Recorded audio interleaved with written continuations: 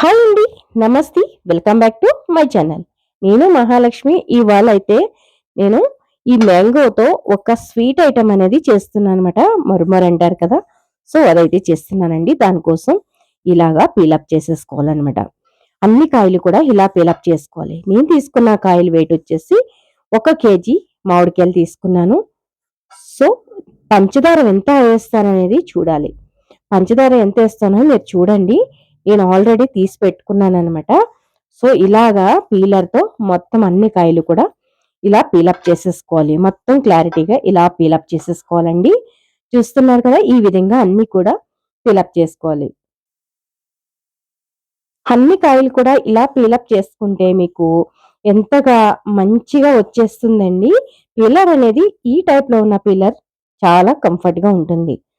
So, ఇటువంటి పిల్లర్‌తో లోనకంట వెళ్తూ పైనే వస్తుంది. సో, ఇలాంటి పిల్లర్‌తో ఒక్కసారి ట్రై చేయండి ఖచ్చితంగా.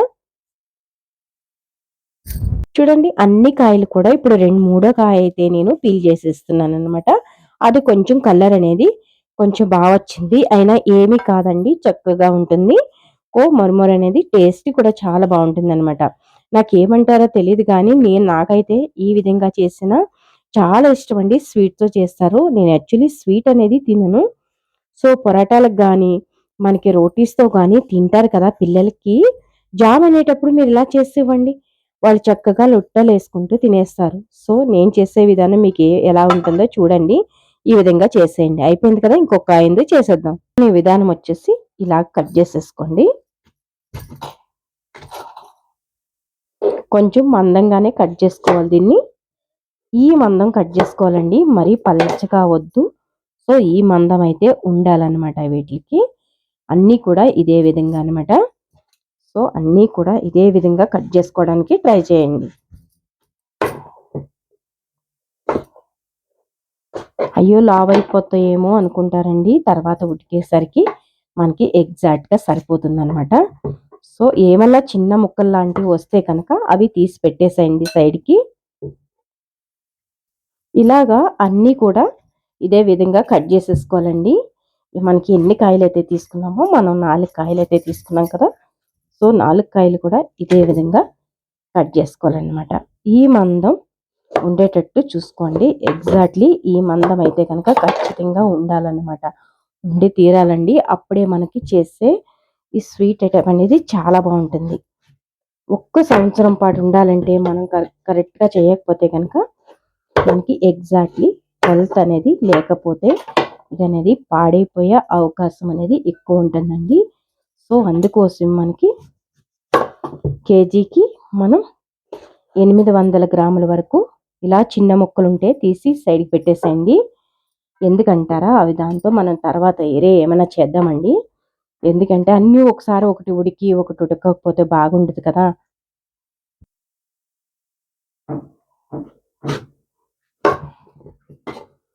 ఇలాగా 3 ముక్కలు కట్ చేసుకుంటే చాలండి. అంత సైజ్ ఖచ్చితంగా తప్పకుండా చేయండి. ఇంగోండి అన్ని ముక్కలు కూడా ఇలా కట్ చేసుకొని పెట్టుకోండి. తర్వాత నేను చెప్పే కొలతలతో చేశారంటే ఎగ్జాక్ట్‌లీ ఉంటుంది. నెక్స్ట్ ప్రాసెసింగ్ ఏంటనేది చూపించేస్తాను రండి. వాటర్ అనేది పెట్టానండి. ఈ వాటర్ బాయిల్‌లో మనం బాయిల్ చేసుకోవాలనమాట ఇప్పుడు. చూడండి ఇలా బాయిల్ అయితే అయిపోయినాయి కాబట్టి ఇప్పుడు మనం ఇవన్నీ కూడా పీసెస్ ఇలా వేసేసుకోవాలి. వేసుకున్నాక అది మినిమమ్ టు మినిమమ్ ఎక్కువ ఉడకకూడదండి. ఎంత పర్సెంట్ అంటే కనుక ఇది మనకి 50% మాత్రమే కుక్ అవ్వాలి. అంటే ఎలాగంటే ఒక్క బాయిలింగ్ వస్తే చాలండి.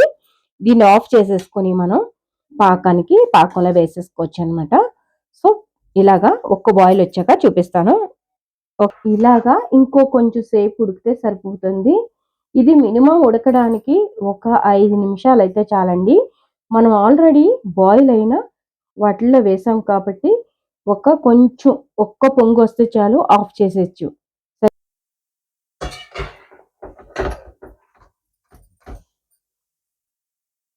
చూడండి ఇలా తీసేసుకోండి ఉడికిపోయాక.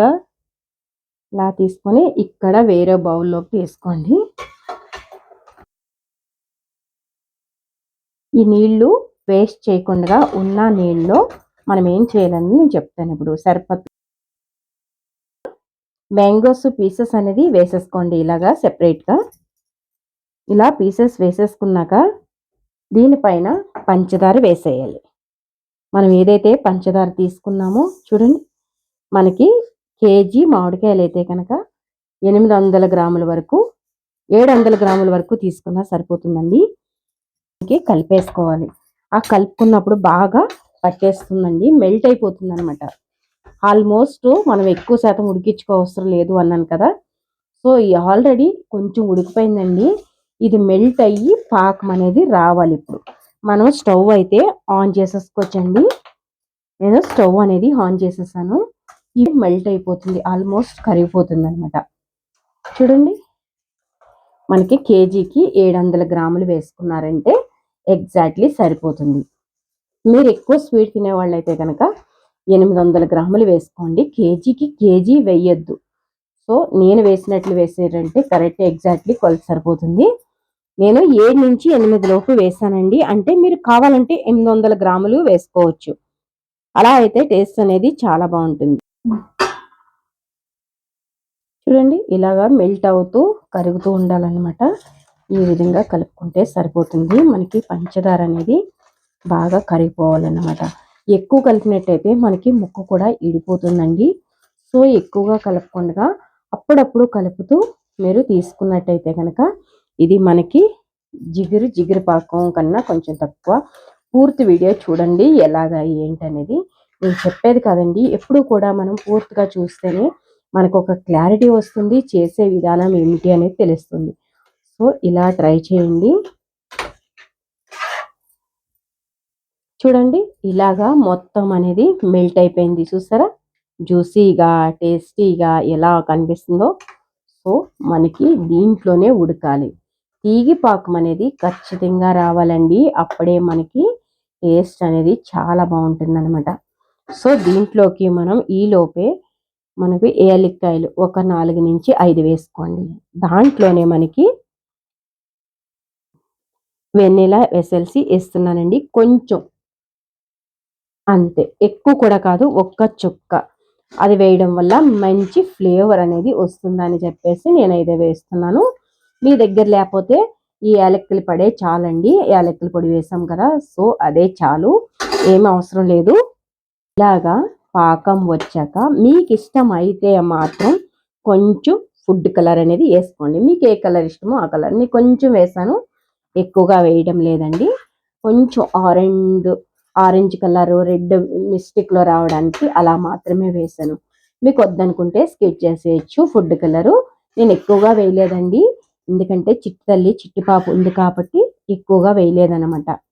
సో ఇలా ఉడకనివ్వండి. ఉడికేటప్పుడు మీరు చూసుకుంటూ ఉండండి. పాకం ఒక్కొక్కసారి చెప్పలేమన్నమాట. సో తీగ పాకం వస్తే సరిపోతుంది, ఇంకా రాలేదండి. సో తీగ పాకం వచ్చినప్పుడు చూద్దాం. ఇప్పుడు తిప్పుతూ ఇలా కలుపుకోండి. మనకి పాకం వచ్చేస్తుంది ఒక్క నిమిషంలోనే.